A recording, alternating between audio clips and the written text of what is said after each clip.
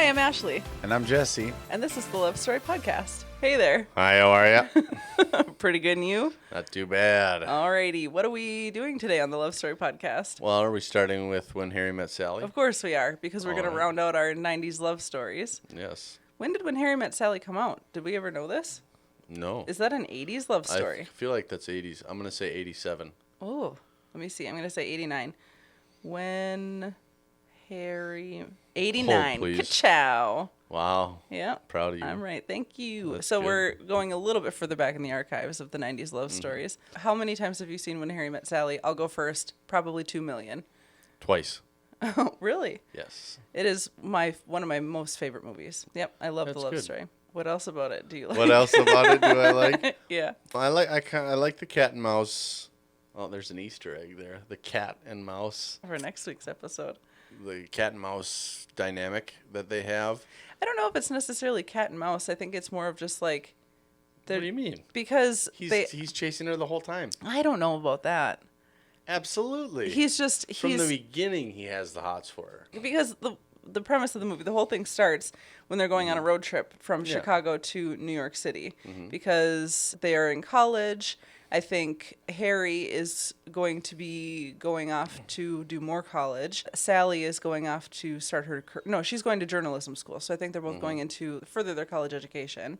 So she's going to be a journalist and he's going into political sciences. And he is dating Sally's friend. So that was how they got connected. Yeah. And they are taking turns on this road trip. And she right away, her neuroses comes out of just... Okay, do you want to break it off into how many miles we travel? Do you want to break it off into how many hours we travel? If we go, it's 18 hours, so we can blah, blah, blah, blah, blah. Do it we'll be there tomorrow morning if we leave now and whatever. And he's just like chewing on grapes and spitting seeds out the window and being all dark. Billy Crystal, who, by the way, Billy Crystal is my old man crush. I think we've said this before. We haven't. What? You may have. You knew that Billy Crystal is my No, old man crush? I'm saying there's no we here. I don't have a crush. I don't have an old man crush on Billy Crystal is my old man crush. You have Especially said that. Mike Wazowski. I'm kidding. Not Mike Wazowski, but yeah, Billy Crystal is my old man crush. All right. Cool. So how does that make it not a cat and mouse thing? Because as they're on their trip, the first time that they meet, they're on their trip and they're driving. Yeah. And he's just kind of talking about like always perpetually happy Sally is and whatever. He's like, yeah, Amanda told me that you were always happy and smiley. And she was like, yep. And Amanda told me that you have a dark side and whatever. And he's like going into one of his many hairy diatribes of like, what do you mean I got a dark side? I'm over here, I'm doing this and I'm whatever. And I'm talking about, I always read the back page first and whatever. And then she's like, that doesn't make you deep or something. And like they have this little, I don't know that it's cat and mouse. They just have a little back and forth. Yeah, but there's more to it than that. There's a part at the restaurant Yeah. when he looks at her like the way I look at you. Pull it up on the screen. No. He totally does. He's just totally enamored with her. It was like, is there something on my face? Yeah. And then he's talking about how women and men can't be friends. Yeah. He's talking about how you're an attractive woman, like. And yes, she was like, but you're going with my friend. You're I think hitting it's on there me. right away with him. My interpretation is that I think he finds her attractive, and I think that's the extent of it. I think it's just like, I think he kind of rolls her eyes at her, and she's just this like, kind of like a cute little bug, Yeah, you're an attractive woman, but I don't think it goes beyond that. I don't think he's like infatuated with the person that she is. I don't think he's infatuated with her, but it's definitely, I think that it's something where he's like, he feels like, well, and she tells him, no, because he makes a pass at her. I don't think he made a pass at her. They talk about the pass. She says he made a pass He at her. admits that it was a pass. Only years later, after time has, whatever, she's just right because of time. I don't think it was a pass. I don't think him saying you're an attractive woman. But he says it was. So that's years later. Yeah, but it still was. If he admits it. I disagree with you. I don't think in that moment that he was... Let's refer to the movie where it says it was. Okay, fine. So fine, you're right. I think there's an element of he knows that he can't have her. Mm-hmm. So he wants her. But also the fact that he knows that he can't have her makes him not try as hard, right? Okay. Not be so forward with it. But he is very forward. But I think he would be just the general style, his confidence and things like that if he thought he had a chance, I think he would try harder. Sure. I guess maybe the cat and mouse analogy makes it seem like there's this Like sexual chase. tension. Yep. Okay. Nope. No, chase. you go ahead. Makes it Okay. seem like there's a chase, but there's not a chase. But he is waiting. Right? And every time he sees her, he's the one to approach her. At least, definitely in the beginning and throughout. I don't know if it's the whole time, but most of it is him coming up to her. But then it does switch. It switches towards the end. So yeah, there's a cat and mouse. I would consider it a cat and mouse, not a traditional like him chasing her constantly, but Sure. he is always like he's just waiting for his moment. And that has been the Cat and Mouse Hour with Jess and Ash. I don't think we've ever agreed to disagree so much, but anyways, So can we talk about the Days of the Week underpants? if you want. He was talking about, because she said, how did they get talking about how they're going into the restaurant? He said, oh, I get it. You haven't had good sex yet, or something like that. You just haven't had good sex. And I don't know what the context was around that. It was. Yeah, I don't remember either. It was something they were talking about. Yeah, I don't remember. But anyway, so the concept of good sex comes up. And she was like, I have two. And he was like, I've had plenty of good sex. yeah. And then that's as they're walking into the restaurant. Yeah. And everyone looks at her. And then he was like, okay, with who? And she's like, Shell Gordon. And he was like, Shell? Sheldon? Shell is not a man that you have good sex with. Shell can do your taxes. Shell can clean your teeth. And she was like, he sure was. And she was like, why do you say that? And he was like, because it's the name.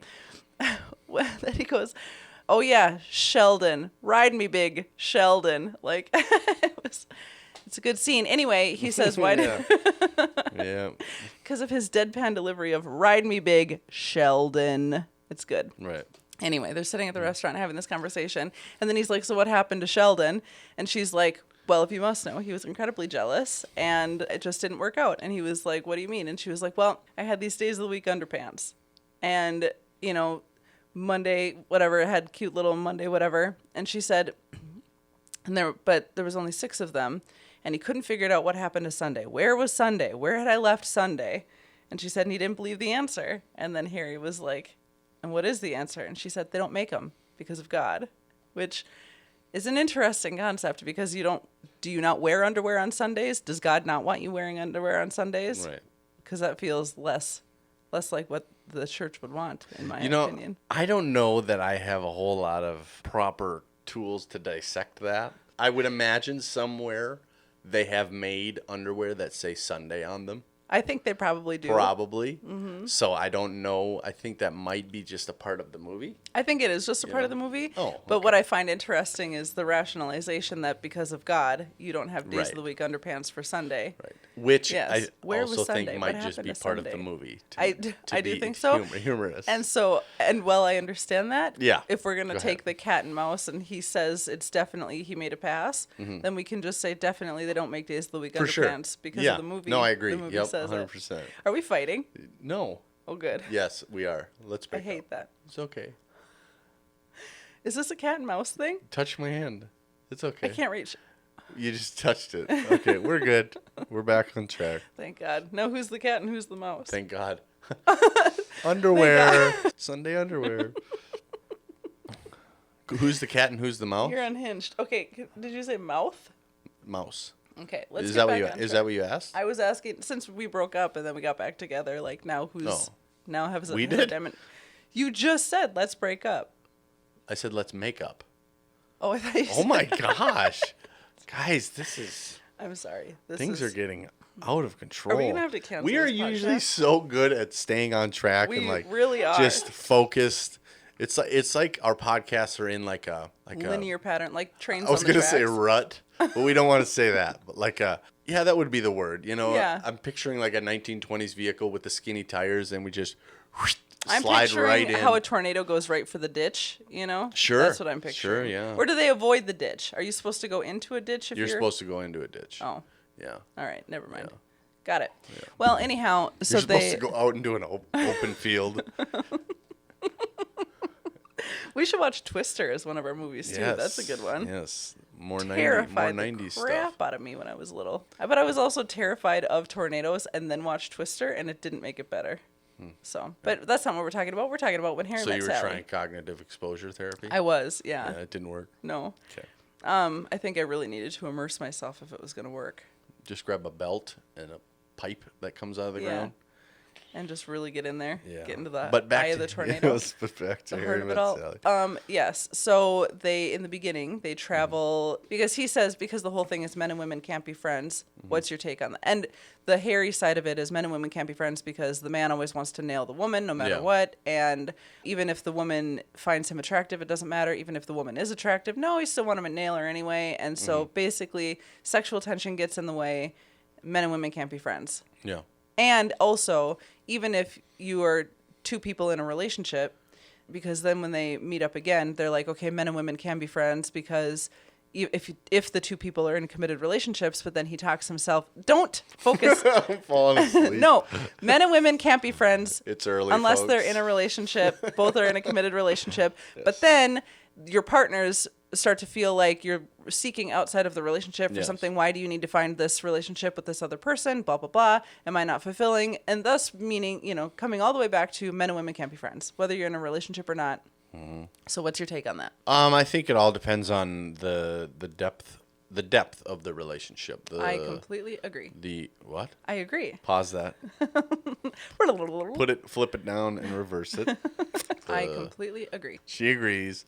Yeah, I think it depends on the depth of it. I think it depends on, because there's attractive women that I don't want to nail, Oh. And that's good to know. Everyone but you. God, maybe I shouldn't have said that. Yeah. But yeah, I think it depends on the depth and intentions. I think as I've gotten older too, there's a part of me that wants to say, as you get older, blah, blah, blah. But I think we're all just kids running around anyway. Yeah. I don't think it really matters.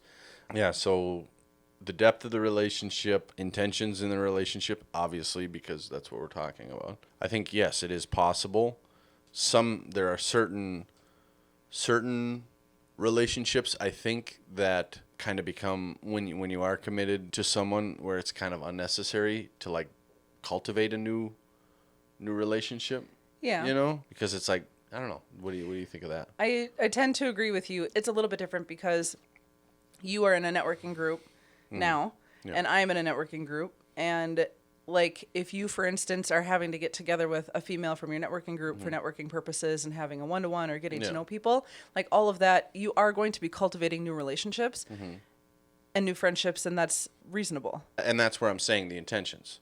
Right? The intentions if are I'm business. If I'm getting together with a female, it's because we're networking. I think if you were to, like, okay, so then if this, like, female, hypothetical female in your networking group, you start to get together for, like, having one-to-ones and whatever, and then it becomes a, like, oh, do you want to just go grab breakfast, right. And then, like, you're grabbing breakfast, and which, like, even still, friendship is friendship, but if you started to turn towards this female, like, oh, Ashley and I are having, we had a fight last night and whatever, then it becomes a slippery slope. And I don't think it's something that, like, and maybe I'm sure there's people in all corners of the internet that would be like, you're insecure, but like, I think in the construct of this relationship, if you were to cultivate a new close female friend, it would be a little bit of like, if it was outside of our relationship, if this was a person that you were closer to or whatever, it would kind of, and similarly, if you were to cultivate a new relationship with a guy that I just didn't really interact with you two very much, it would feel like there's a part of your life that I'm not involved in. Yeah. Like if it was just like, if I had this friend that you just never met, it would be like,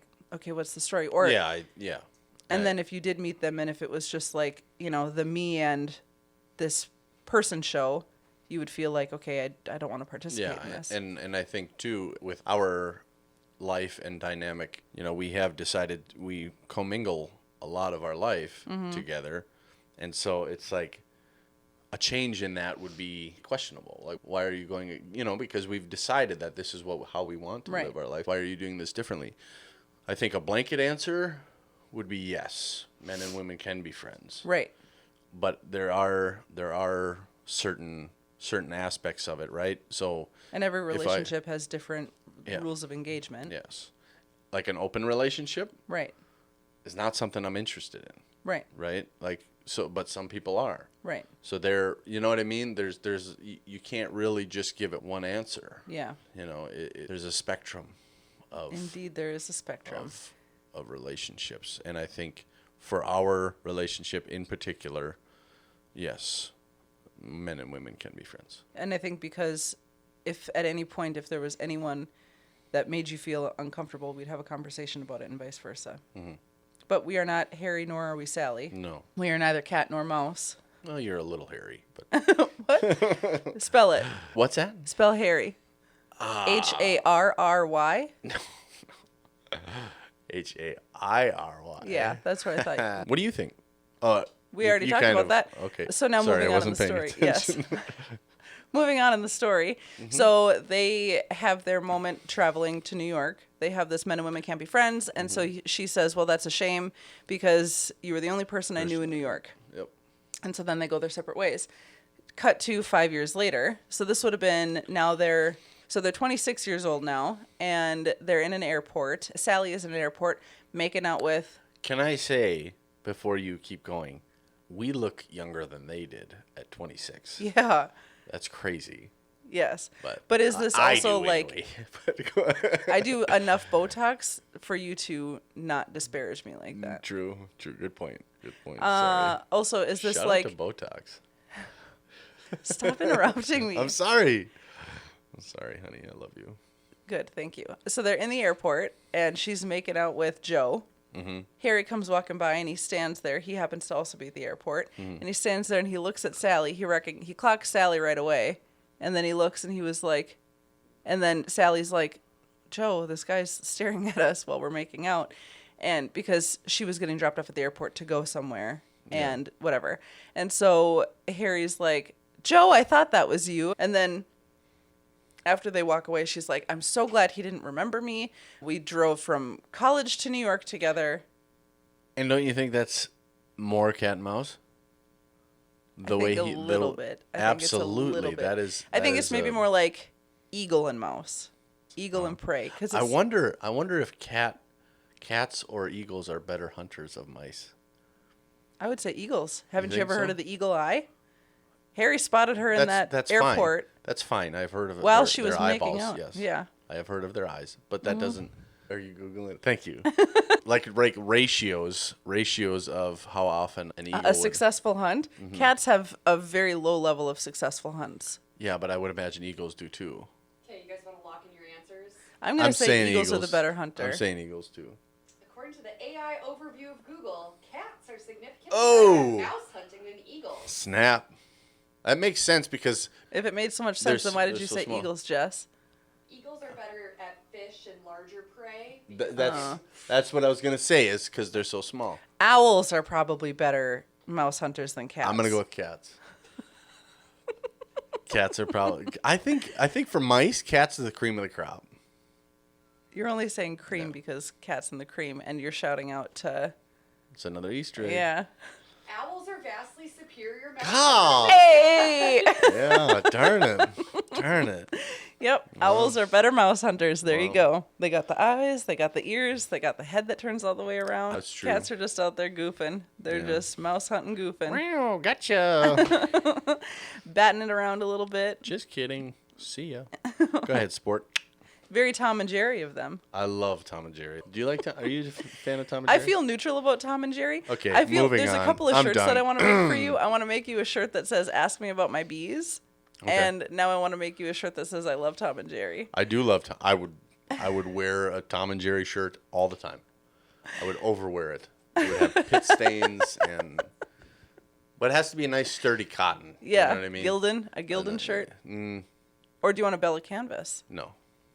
I want something that's going to wear well. I would choose Gildan over Bella canvas. Got it. I like a sturdy cotton for sure.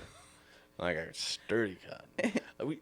You like your cotton like you like your women? I'm not going to answer that. Sturdy and terrible at absorbing moisture? Yep. So, chafy and itchy. So then they're at the New York airport flying away. Yes. And Harry's like, whatever, I knew that was you, Joe. And then they separate and she was like, I'm so glad he didn't recognize me. And then they're on the plane. Yeah. And he's like, do I know you? You know, whatever. Like, he was like, Chicago, whatever, college. And she was like, yes. And he was like, I knew it. And he was like, did we date? And she was like, no, you were going with my friend. No, he goes, did we? Oh, yeah, that's right. Yeah, did we date? And she said no. And then the guy that's sitting next to Sally is like, do you want to trade spots? And so Harry comes up and sits next to her, and they spend the flight chatting, and then I believe they go their separate ways again when they get off the flight. So their relationship reconnection lasts for as long as the flight, and then they go their separate ways again. Yeah. Where this is where he said men and women can be friends if they're both in a committed relationship, because Harry had told her that he's getting married, and she's like, "You're getting married," with everything that she knew about him that she never would have thought. So then, okay, they continue walking through the airport, and they go their separate ways. Until 5 years later. So she is over the moon, head over heels with this guy, Joe. They had been dating for a month. And Harry's like, "What have you been dating? Like 3 weeks?" And she was like, "A month." And he was like, "I know it because he took you to the airport." And he said, "That's very early relationship behavior, taking somebody to the airport." He said, "I don't take anybody to the airport ever because I don't want anyone to ever look at me and say, 'How come you don't take me to the airport anymore?'" And so he said, "I just like nip it in the bud from the start," basically, which is kind of I do appreciate his pessimistic view on relationships of like, but it is like you're saying, lazy cat. I'm not going to put the effort in the entire time. I'm going to just put very little effort in and then let that set the standard for the tone of the relationship. Is that a tactic that you agree with? For Harry, yes. Because it worked. I ask the question again, please. Ask me like I'm 12. Okay, little Jessie. Yeah? You've got this girl that you want to date. Yeah. And you're dating her. Do you want to give her a lot of energy up front and then with the understanding that it might taper off? Or do you want to just give her no energy throughout the entire relationship? Well, I think... Is this little Jessie? Well, I want to go pick up worms and play with trucks. Instead, no, I don't know. 12 years old, I don't know what I You were would have been probably with, like, with I'm thinking girls. about doing drugs and having Yeah, sex. I got caught stealing a pack of cigarettes when I was 12 years old. Yeah, so you could go, you and the worms could go smoke together. I smoked actual grass. I thought that was a thing. Yep, you and John Slanga. John It is Slanga not. in 6th grade, he also smoked actual grass. Yeah, it's not. It doesn't get you high. No. No. It didn't get It John burns Slanga high your either. throat. Yeah. Yeah. He said the same thing. Yeah. Did you roll it or did you? Oh yeah, like, I just put it in a piece of paper and rolled it into a tube. like a piece of like notebook paper? Yes, notebook paper. So yeah. you were smoking notebook paper and grass. Yeah. I think the problem Was your dad didn't love you enough? True, but no. The problem was that it wasn't pot and it wasn't rolling paper. Yeah. Those two things, if I would have had those two down, would have been fine. It wasn't tobacco and it wasn't... I'm talking about pot. I know you are, but it also God. was not tobacco and No. a filtered cigarette tube. Yeah. But anyways, so do I believe in putting effort into I think relationships? it was a Yes. tactic that worked for Harry at the time because he hadn't found anyone that was worth putting more effort into. And so I think ultimately what it comes down to is this a person that you don't want to lose, you know? Right. And I think when people get lazy because you lose sight of the fact you rest on your laurels, you know? Can we get a little serious? Please. I think this movie really points out a lot of my flaws in a relationship. Please explain. I could explain, but I want you to explain your Oh, no, flaw. you go No, ahead. that's No, okay. no, Don't I'm let curious. me You don't go let ahead. me steal Let's the hear show. it. Let's hear it. No, I was only kidding. Continue. How does this movie point out a lot of the flaws? It just does, because I have a hard time, and I don't know what it was about this movie in particular that made me think about all this stuff. Mm-hmm. But it was like I tend to lose sight of what it is that we're doing here. You know, not here as in this podcast room, which this- also applies. Anyways, I don't know what I was saying. You were saying that this You movie were in going to particular- explain how it points out my flaws. This movie in particular points out a lot of your flaws to you. To me. It was a mirror back to you. Yeah, and I'm not sure why, but it's like I have this tendency to when I feel something, the feelings, like if I feel disconnected from you, mm-hmm. I run with the feelings rather than being like, okay, I need to. It's something that I'm still learning, because I spent a lot of years single. I spent a lot of years not practicing being in a relationship, you know?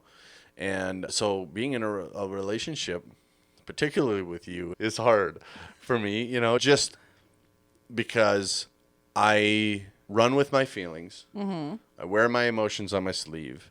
I think I have gotten a lot better at certain aspects but there's certain aspects that I still struggle with.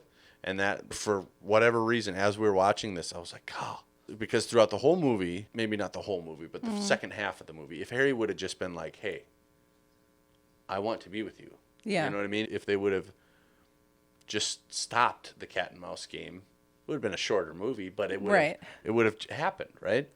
And so for me... At what point do you think that because they had met again at the bookstore, so this would have been another 5 years later, so now they're 31. That's when I think... We needed, as the viewers, we needed time, and they needed time, because Harry had just been in a 5-year marriage, and now they're getting a divorce, because Helen basically was just like, there was another man, and she had gone through the whole process of... Helen was Harry's wife. Helen was Harry's wife, yes. And this isn't the When Harry Met Helen movie. This is, right. Yeah, but When you Harry need Met to Sally. explain. Sure, you're right. All of a sudden we're talking about Helen. And Who the hell is Helen? What in the Who Helen? the Helen are you talking about?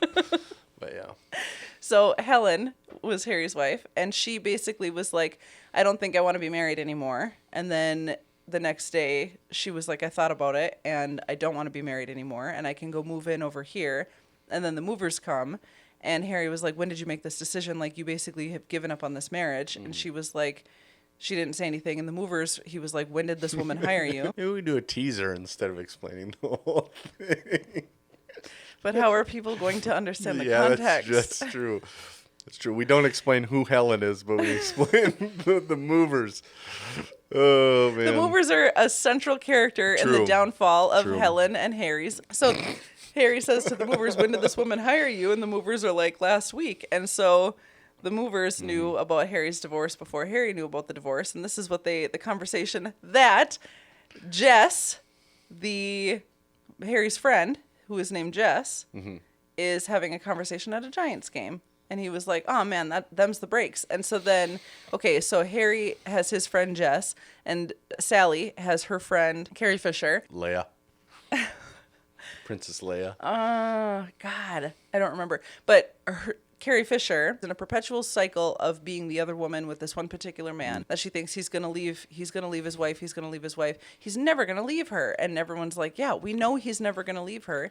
Also, you should not be the other woman in this relationship thinking that he's going to leave her. He's never going to leave her. Yeah. And so then they have this like kind of, you see Harry and Sally building their relationship together. And their friendship has been bonded because Joe and Sally broke up too. So Helen and Harry, Joe and Sally, they're now broken up. And so Sally is like, but I'm okay with it because we broke up because, we just want different things and whatever. And Harry's the one who's all broken up about this, like him losing his marriage.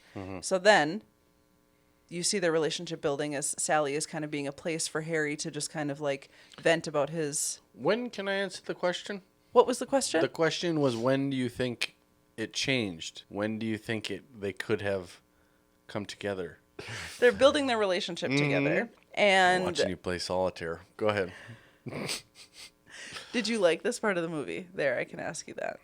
What part? When Harry and Sally are coming together. When the movers came? Yeah, it was pretty good.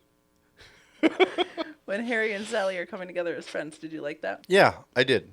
I thought it's a good way to build a relationship. I also like that they showed Sally as kind of as if she was the more stable one. And Harry talks about it where he's like, man, you're just like, you're so put together and you're so like healed from this and whatever. But then all it took was for Joe to be engaged to another woman that is like a much younger woman that she like completely breaks. That was the breaking point for her, where finally she was just like, he just didn't love me. He didn't want to marry me. He didn't want to do family life with me. But now because that was what she had talked about, the benefit of the relationship with her and Joe is that neither one of them wanted to get married because it ruins the relationship. Which it feels a little bit of like, these are the lies that we tell ourselves. I mean, I do believe that people do genuinely want to get married. Yeah. Or genuinely don't want to get married. Yeah. But in this case, it now became apparent that this was a lie that Sally was telling herself, or maybe because she was very upset about the fact that he was marrying someone else. And you like to use the word nuanced a lot. Do I? Yeah. I use the word juxtaposition a lot. Nuanced? I wouldn't say a lot. Oh, You've used nuance way more than I have. Today, maybe. I use juxtaposition more. You use nuance way more. Asterisk. You use asterisk a lot. Yes. Anyways, so each relationship is nuanced. right? Yeah. Thank you. Speaker box.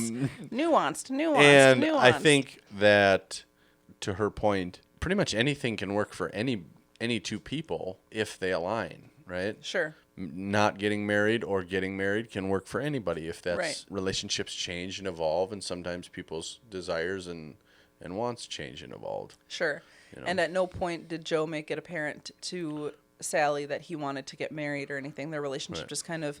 just kind of fell into their rut, and then it became painful for her. Yeah. So then they have this moment. So they had gone to a New Year's Eve party together, and they had made a pact that as Harry and Sally. yes, Harry and Sally went to a New Year's Eve party As together friends. as friends, and they made a pact that if we're continuing to be single on New Year's Eve, then we'll just continue to do this together. Yeah. And at what point do you think Harry falls in love with Sally? Ooh, that's a really good question. You go first, because I feel like I have to You put, need some time? put together my... I think he My fell in thoughts. love with her. So they went to this New Year's Eve party together, and then they had a good time as friends, whatever, and then they just kind of lived another season together. Sally found out that Joe was getting married. Jess and Sally were supposed to date, and Carrie Fisher and Harry were supposed to date, and Carrie Fisher and Jess hit it off across the table. I've never had anyone quote me back to me before is another one of my favorite quotes from that movie.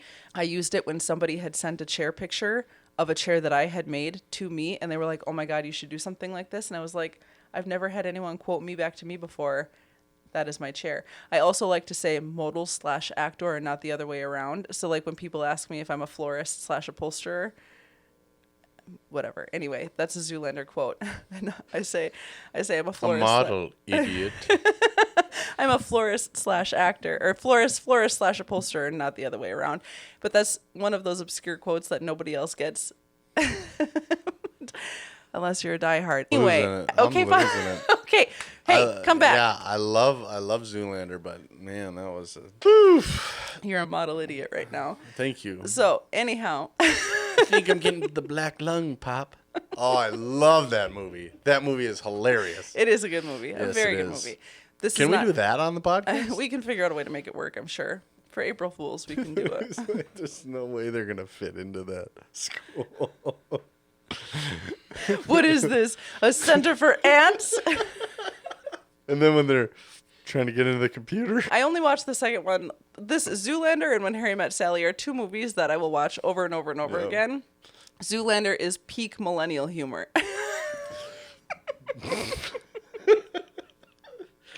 Do it again. Give us Blue Steel. Okay, hold on. Turn from... Whip it. Blue Steel. Okay, now show us Magnum. okay. No, because he can't left turn, can he? Magnum. Oh my God. Oh my gosh. Beautiful. Nah, I don't have the bone structure of Ben Stiller. Oh, I that's just okay. can't do That's it. okay. I can't do it. You're more of a... what's Will Ferrell's character? What is his name? I don't know. Mafatsu or something. Anyhow, Anyways, back to When Harry Met Sally. Okay, we're at 45 minutes. see, this is what you do. This is what you do. Because we spent 5 minutes on the movers. And then we spent Here 5 are. minutes on Zoolander, Here and now we here we are. are. Mafutsu? We're still talking Zoolander? Come on. It's going to drive me crazy. I think I'm going to go. So the reason it took me a little bit of time, I think I can tell you the moment that I know he fell in love with her. I think he falls in love with her. Hold on, Abby's got it. Mugatu. Mugatu. Mugatu. There we go. Thank you. I think he falls in love with her when they start being friends. Oh. Okay? Hear me out here. And then the movers come and... No, I'm just kidding. So I think that's when he falls in love, when they start being friends. But he doesn't realize it until that New Year's where he's by himself. Because that's when he goes and he's like walking really fast. Or and then someone he's call trying it to a run. he's trying to get a... What? Someone call it a run. Running, yeah, that could be. And then he gets a cab, tries to get a couple cabs, and then he walks really fast in a running motion, and tells her that. So what happens is they end up, when Joe tells Sally that he's getting married, Sally has a breakdown and she calls Harry. And Harry comes over and they have this like consolation, like he's consoling her and they're, whatever. And then they end up kissing and then they end up having a clear. Yeah. So then part of the earlier part of the story is that women want to be held too long after they have sex and whatever, and all he's thinking about is just getting out of there. So you can see that he wants to leave. And Sally's like nuzzling in and like, you want to go to bed and whatever. And he's like, sure. And she's like, do you want some water? And he's like, no, I'm okay. And then whatever. It's very like tense and awkward. Yeah. And so then she snuggles in, and then in the morning he's getting ready to leave. And she's just like, I think she has expectations that because you can tell that they care about each other. And I think she's thinking that like, okay, well, now that we've taken this next step, our relationship can flourish. And he's like, oh man, he does the thing that he has clearly always done in relationship. Well, I shouldn't say clearly always done in relationships. I think the thing that he does when he feels like he's in a relationship that would actually require work and effort on his part, he pulls back. Because what you see is, if, like you said, if he doesn't think he has a chance, he doesn't really go for it. Yeah. Rather than trying to fight for it. So he pulls back from his relationship with Sally, and then he makes a comment to her at they're both in Jess and Carrie Fisher's wedding, and they have a conversation. So this was around Christmas. So we're getting kind of a time frame. So when do you think he falls for her? I think. Are you still answering that question? Yes, I am. So in the period of time, so what we have is they have a December wedding, and so that was when they see each other again for the first time after having XDS. And then 3 weeks after. So then they have a conversation where basically she's like, we had sex and you left. And he was like, but you were looking up with me with those sad puppy dog eyes. What do you expect? And then she was like, oh, so you just like, this was just you felt bad for me. And so then she slaps him. And then they don't have any communication for another 3 weeks until New Year's. So in that period of time where he does not have Sally in his life, I think that is when, I think he was kind of like enamored with her beforehand. And then I think he realized when she completely pulled back and was like, I'm not doing this with you. I'm not going to be just another person in your life that you can just give minimal effort to and expect me to stay around. I think in that period of time where she was not answering his phone calls, that was when he was like, oh, actually, I love her. Because then he started to reach back out and tried to, I think New Year's Eve was when he was like, I'm going to actually act on this thing and see what happens. Yeah. So that's what I was saying, is that it happened before. Sure. But he like acts on it New Year's. And on the New Year's. He goes running to this New Year's party that she's going to leave early. Or walking fast. He was in motion at whatever speed you choose to accept. Yes. And he gets to the party, and then he has the best line of any love story ever, where he says, when you realize you want to spend the rest of your life with someone, you want the rest of your life to start as soon as possible. Mm-hmm. Love that. Yeah. After he goes into his whole diatribe about how, I love that it takes you an hour and a half to order a salad. I love that you're cold when it's 71 degrees out. I love that you get that little crinkle above your nose when you're looking at me like I'm nuts. And I love that basically I just want to spend every moment of my life with you. And when you realize I want the rest of your life to start, blah, blah, blah, as soon as possible. Yeah. And then she was like, see, Harry, you always go and do this. You make it impossible for me to hate you. And I really do hate you. And then they kiss on New Year's, and then they get married. And what I love about When Harry Met Sally is they break into little love stories, kind of like what, actually, this whole podcast is basically started. I don't think that's real, though. What? I don't know. Are those real couples? Cause no. I didn't think so. No, they were actors. But it breaks into little segments of, I'm so sorry that was weighing so heavily on your brain. It wasn't. I just didn't think they were real because I know the first couple that comes on, the woman is an actor that's in some movies. Let's wrap it up here. What do you think their chances are, Ash? Harry and Sally? Yeah. I think they're locked in. This is a 10 out of 10. Wow. Yeah, I give it 9 out of 10. Why? Because I have to go lower than you now. But do you think that's sort of the rule? This is for me. Harry and Sally is a benchmark relationship. In my formative years, this is like sure. I would think they have a really good shot. Yeah. I think any time where and I think podcast producer Abby would agree, anytime where you take time away and then you realize that this is like actually what it is that I want, you don't want to lose that thing again. Mm-hmm. And so then it's for whatever length of time it was, because we had 10 years apart. Yeah, 10 years. Even though, God, you drive me absolutely up you the drive wall me nuts sometimes. too. Only because you feel like you need something to drive you nuts because I'm so driven nuts by you that you need to balance the scales. But really, I don't drive you nuts. That's not true. That's not true. Hey, I'll be there in a little bit. 3 hours later. Yep, just leaving. Oh, okay, cool. Oh, I'm just over here in love with my bees more than I am with you. Bees are very important to the environment. Stop it. Don't talk about the girls that way. You love the girls, too. I do love the girls. The bees are awesome. I do. I could just sit there and just watch them. There's 2 dead ones out in front of the hive. You know what? But that's I think it's part of life. We just have to get used to it. I do like to see the little babies practicing flying outside of the hive. Yep. And then landing. They do their practice flights. And then, like last week's episode with poor old Thomas J., as soon as you were over there, Erica was like, what if this is how you find out that you're allergic? You get stung and then you die. And I got stung 3 times when you did. The girls were not. They were not happy with you. They were just stressed. We moved and the smoker. Can I say a fun fact about bees? A bee fun fact. Can we end every episode with a bee fun fact? Sure. Okay. We'll do a bee fun fact. So a bee fun fact is that a smoker doesn't actually calm bees down. It puts them into a panic.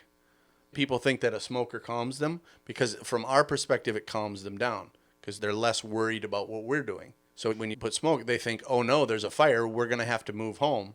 We're going to have to leave because our home is burning. So they start eating up all their honey and they start panicking and trying to figure out what they have to do for their survival. So smoking puts them into a panic, so they're less concerned about what we're doing. That's why they appear more calm. I have Doesn't heard actually that calm them. Fun fact multiple times now. From me. Yes, and that was why you got stung, was because you had an improper smoker, and so you couldn't put them in a panic fast enough, and then they turned their panic onto you. Their panic was actually aggression, and they turned it onto you. And not an hour after we got them installed, I found the smoker. Yeah, I found the smoker actually, and I kept thinking, like, what if you get stung by a bunch of bees, and I come out there and I'm like, oh no, you're dead. You know, then just make sure I have my glasses on and my casket. Oh, you know, God. That would destroy me if I came out there and you were dead, just lying dead, puffy face from being stung by all of the bees, and your glasses were just strewn off to the side. All I can see is you pulling a Lloyd Christmas when the guy eats the hot, whatever they are, the hot beans, and then Lloyd goes, ha! And he jumps on top, stands over him and laughs. That's what you would do if I was Dumb and Dumber is just not dead. my humor. Oh my gosh,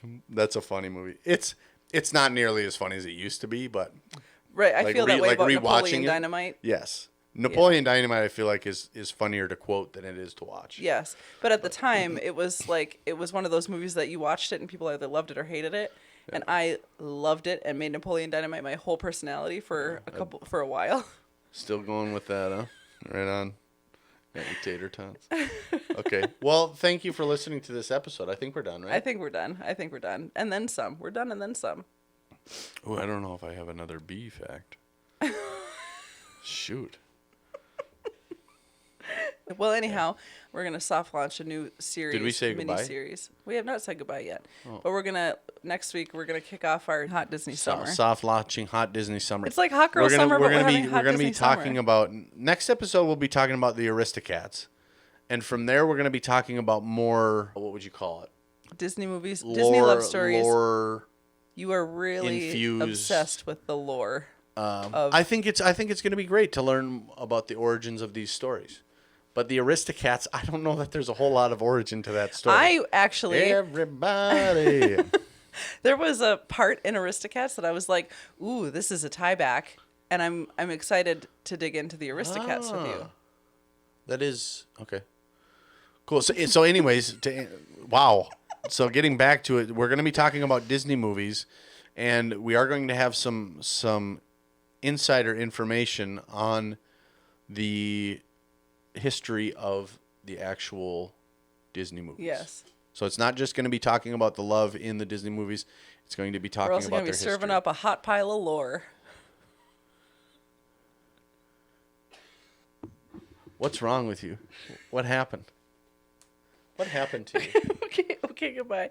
Thanks for listening to the podcast. Bye. And now a word from our sponsor, Chaz James from Premier Real Estate Services. I've had way more happy than I have had sad. It's just the sad moments really do stick out. Yeah, for sure. We absolutely love this home. You've walked in and you started bringing furniture in mentally and painting walls, and you've called cousins that owe you favors and all of these things. And then you get outbidded by somebody that went 30 points higher than what the house was worth, and that's a heartbreaker. And this is very much a love story. That the idea that there are some homes that you walk into and you can look at them and make a business decision, and then there are homes that you walk into and you just fall in love with. Yeah. And as long as I can get you to the altar with then we're good to go. Hello world, I'm Chaz James with Premier Real Estate, Minnesota's favorite West Indian realtor. I want to be your real estate hype man. Thank you for listening to this episode of the Love Story Podcast. Be sure to leave us a rating and review and subscribe so you don't miss any new episodes.